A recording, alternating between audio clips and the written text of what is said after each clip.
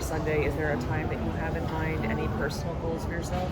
I mean, New York is kind of one of those courses where I feel like time is kind of irrelevant. I think I could run 2:23 on this course on a good day. So I think that, weather's great and I feel really, really good. I think that I could do that. But then it also kind of depends how the race is dictated. And if I'm the one doing it or somebody else is doing it, and if they just go nuts from the gun, I don't know. But yeah, I would like to really stick my nose in it and just kind of see what happens, because I think that I'm pretty fit and ready to hopefully do something special. Of course. And then the last few weeks with all of the super fast times we've been seeing, I'm feeling a little bit like we're back in 2019 talking about shoes again. Mm-hmm. Do you have any thoughts on the sort of resurgent super shoe debate, and can you tell us what shoes you're wearing? Yeah, well, I'm wearing the HOKA Rocket X2, which is a great shoe. I'd consider it HOKA's first actual super shoe. So I'm really excited to be able to race in them, because I haven't raced in like a true super shoe yet, which is exciting. But yeah, I mean, I do think that you're right. I think that we have seen kind of a little bit of an upspike in times and performances, and I think that's somewhat more, technology advancing again, just a tick. And it is what it is. I think that this is something that we've kind of set upon ourselves in the sport, and just kind of have to ride the wave, and hopefully you're on top of that wave. So this is your debut in the HOKA series? Yeah. Well, in the marathon, yes. In the marathon, yes. Yeah. And first time you've worn super shoes in any marathon? Yeah, I mean, HOKA's had like carbon plated shoes, but they didn't have the Piva foam in them, and I think that that's really the key to the super shoe. So yeah, this is the first shoe that they've had that.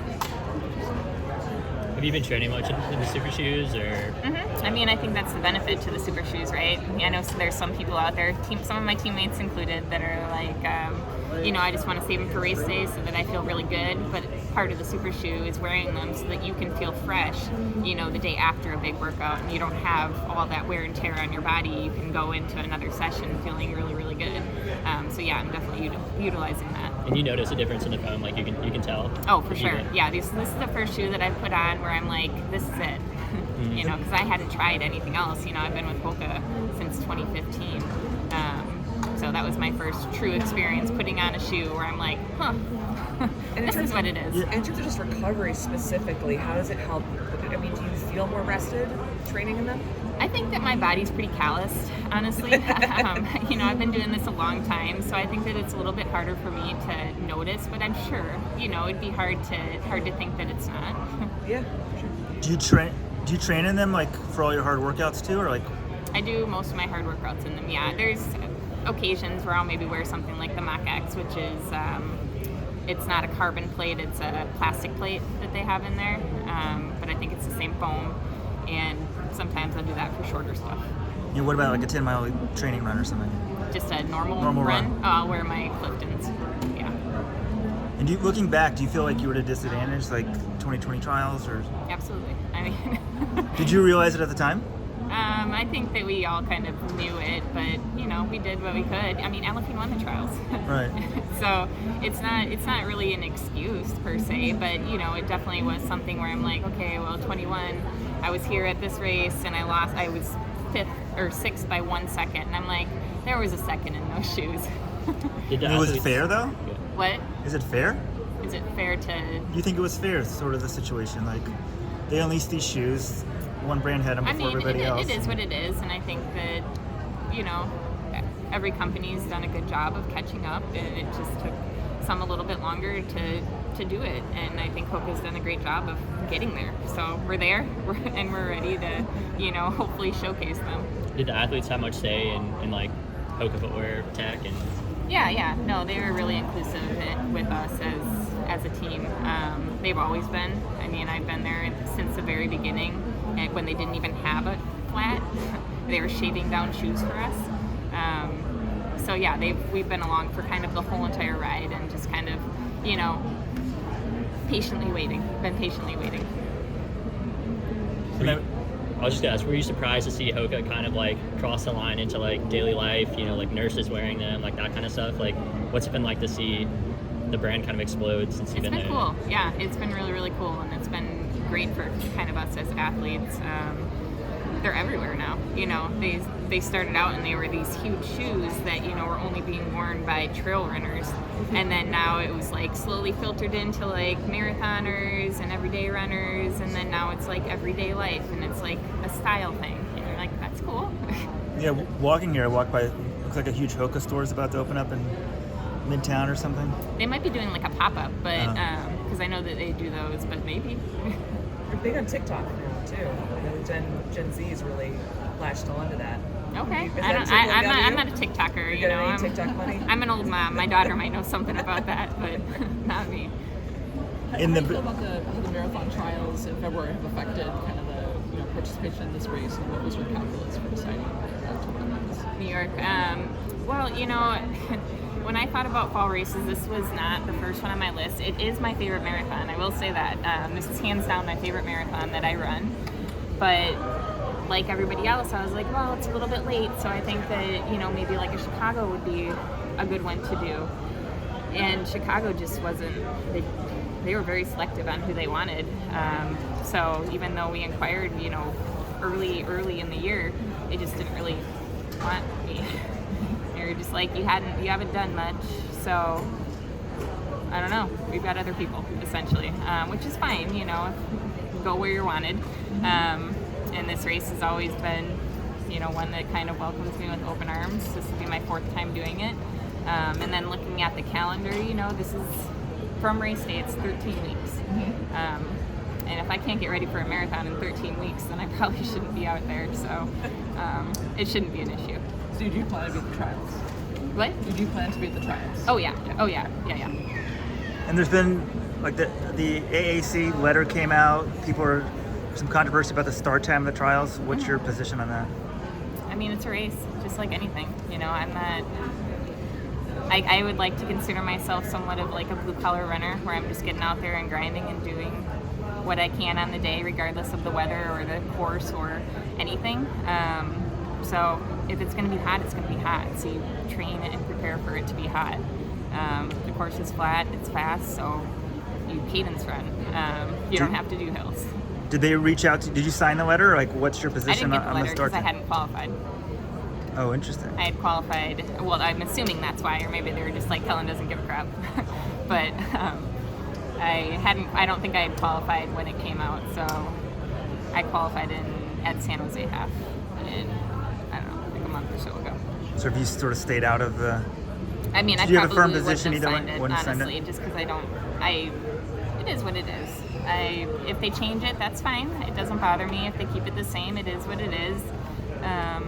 You know, LA was hot. I was there. Yeah, there was a lot of carnage for sure.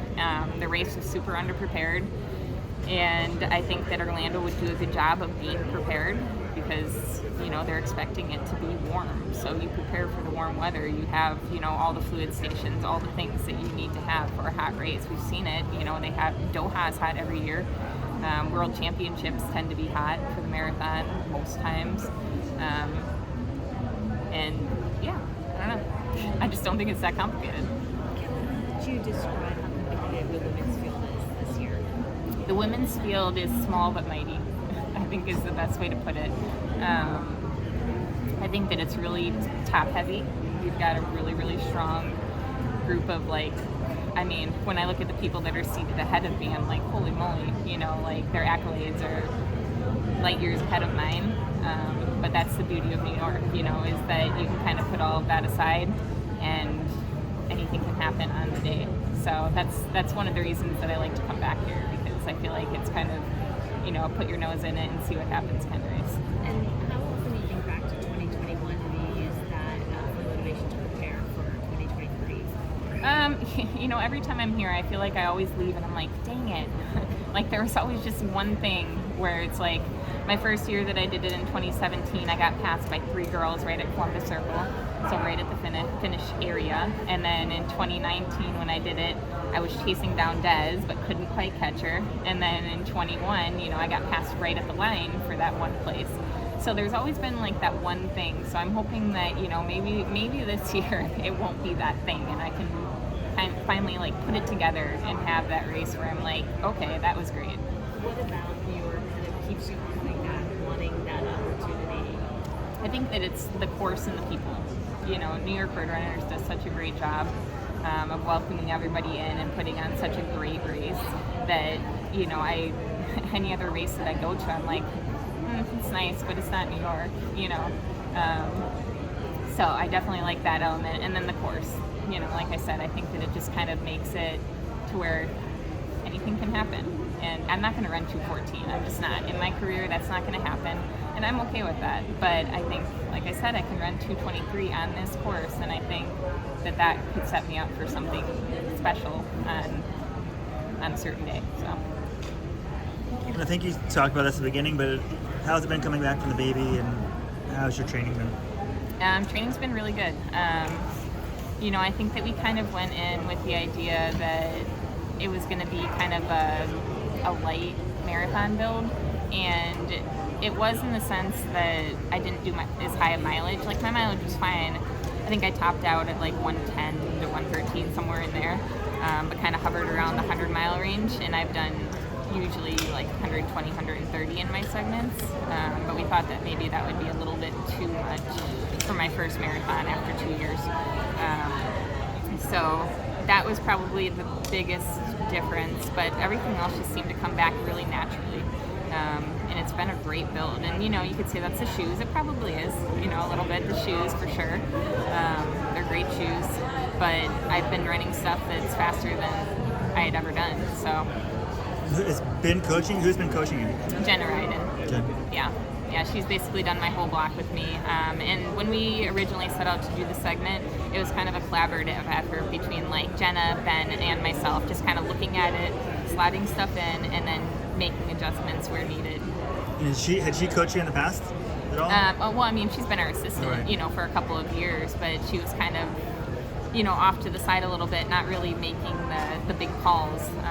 But I've seen her kind of step in and be able to make those calls where it's like, you know, maybe this isn't the best thing to do today, or maybe this is the right thing, you know. So it's been fun to see. And was she considered for the head job? She was, yeah. You know, I think that what we ended up with Jack Mullaney, and I haven't really gotten to know Jack yet. He just came in a couple of weeks ago, but I think that he's going to be a really good head coach for us, and I think that they're going to work really well together. I think that's the biggest thing. I think that there's going to be a lot of collaboration between the two, which I'm looking forward to. Yeah, did you guys have input on him being hired, and like what was the process? Yeah, I mean, everybody kind of got to talk to Ben and tell him what they thought and give feedback on basically everybody that he had interviewed. And then ultimately, I think that I mean, I'm not hiring the person, I'm not paying him, so it wasn't my choice. I'm not saying I didn't pick him, I'm just saying It wasn't your decision. It wasn't my decision on who was picked. But yeah, I mean, it was fine. I think that they did it the right way, and they came to whatever conclusion. They came to that conclusion that he was the best fit, and I think that we're set up really nicely going into the Olympic year. And there's been, you know, Alan was only there a little over a year, I think, or is it? Yeah, something like How that. did that? What happened there? Like, what's your feeling on him? You know, I was kind of not there for a lot of it, honestly, because I was pregnant and then had my daughter. So I think that he did a great job of elevating the team in the track realm. I think that his training was great and people really responded to it. And then I think, you know, obviously family came first. So is what it is. Didn't work out. I think that it was disappointing, I guess, just to, you know, have everything go so well and then for it to kind of crumble. But, you know, it happens. And your daughter, she's what? How old now? 9 months? Which one? It's the youngest one, the baby. She just turned 10 months. 10 months? Yeah.